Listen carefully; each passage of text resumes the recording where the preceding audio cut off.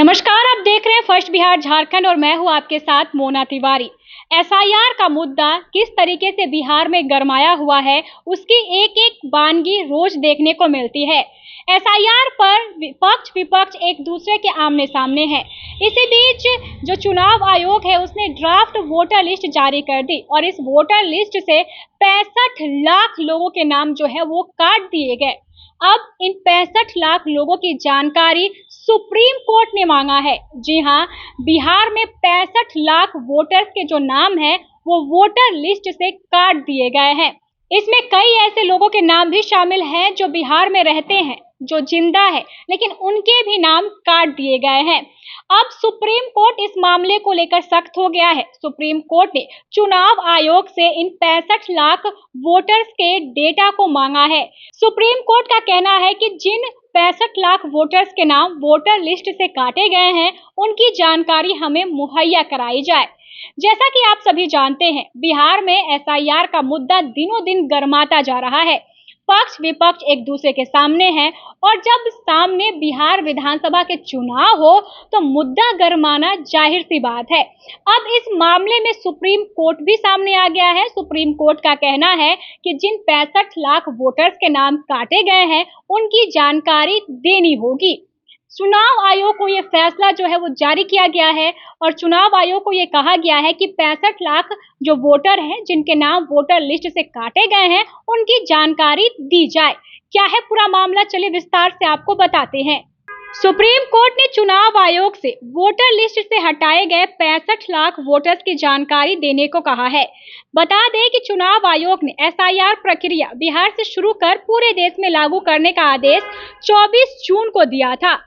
अब इस मामले पर सुप्रीम कोर्ट में अगली सुनवाई 9 अगस्त को होनी है। सुप्रीम कोर्ट ने आज बुधवार को बिहार में जारी विशेष गहन पुनरीक्षण यानी एसआईआर प्रक्रिया के तहत ड्राफ्ट वोटर लिस्ट से हटाए गए लगभग 65 लाख मतदाताओं का पूरा विवरण चुनाव आयोग से 9 अगस्त तक प्रस्तुत करने का आदेश दिया है। जस्टिस सूर्यकांत, जस्टिस उज्जवल भुइयां और जस्टिस एन कोटेश्वर सिंह की 3 न्यायाधीशों की पीठ ने यह निर्देश दिया है। कोर्ट ने निर्वाचन आयोग के वकील से कहा है कि वे हटाए गए 65 लाख मतदाताओं का विवरण प्रस्तुत करें और इसकी एक प्रति गैर सरकारी संगठन एसोसिएशन फॉर डेमोक्रेटिक रिफॉर्म्स को भी दे, जिसे चुनाव आयोग के 24 जून के आदेश को चुनौती दी थी। एडीआर की याचिका में की गई आयोग की यह स्पष्ट करे कि जिन मतदाताओं के नाम हटाए गए हैं वे मृत हैं, अस्थायी रूप से पलायन कर चुके हैं या किसी अन्य कारण से हटाए गए हैं। हालांकि पीठ ने यह स्पष्ट किया है कि अभी केवल एक ड्राफ्ट लिस्ट है और नाम हटाने के कारणों को बाद में बताया जाएगा। कोर्ट ने यह भी कहा है कि वह प्रभावित प्रत्येक मतदाताओं से संपर्क कर जरूरी जानकारी प्राप्त करेगा। चुनाव आयोग ने अपने बयान में बताया है कि 24 जून 2025 को शुरू हुई एसआईआर प्रक्रिया के तहत अब तक 91.69% मतदाताओं ने अपने गणना फॉर्म जमा किए हैं। तो अब जो सुप्रीम कोर्ट है 65 लाख वोटर्स को लेकर सतर्क हो गया है। चुनाव आयोग से जवाब मांगा गया है, विवरण मांगा गया है कि अब आप ये साबित करें कि जो 65 लाख मतदाताओं के नाम मतदाता सूची से हटाए गए हैं वो मृत हैं, कहीं स्थानांतरित हो गए हैं या फिर जो भी वैध रीजन है वो अब चुनाव आयोग को सुप्रीम कोर्ट के सामने पेश करने होंगे। 3 सदस्यीय पीठ ने ये जो आदेश है वो जारी किया है।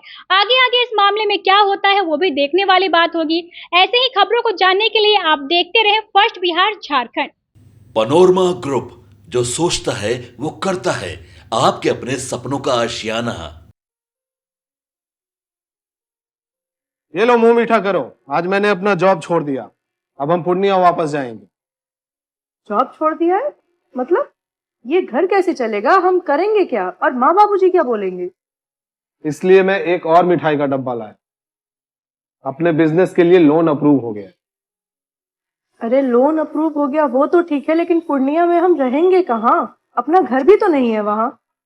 इसलिए तो एक और मिठाई का डब्बा अलग से लाया हूँ। हमने पूर्णिया में घर ले लिया है, पूर्णिया के ई होम्स पैनोरमा में। पूर्णिया में पैनोरमा ग्रुप लेकर आए हैं ई होम्स पैनोरमा। बड़ा घर, आलीशान जिंदगी और अत्याधुनिक सुविधाओं के संग। अरे अब क्यों मुंह मीठा करवा रही हो? क्योंकि हम घर वापसी जो कर रहे हैं। घर वापसी की खुशी पूर्णिया में ई होम्स पैनोरामा के संग। ई homes panorama, luxurious lifestyle redefined.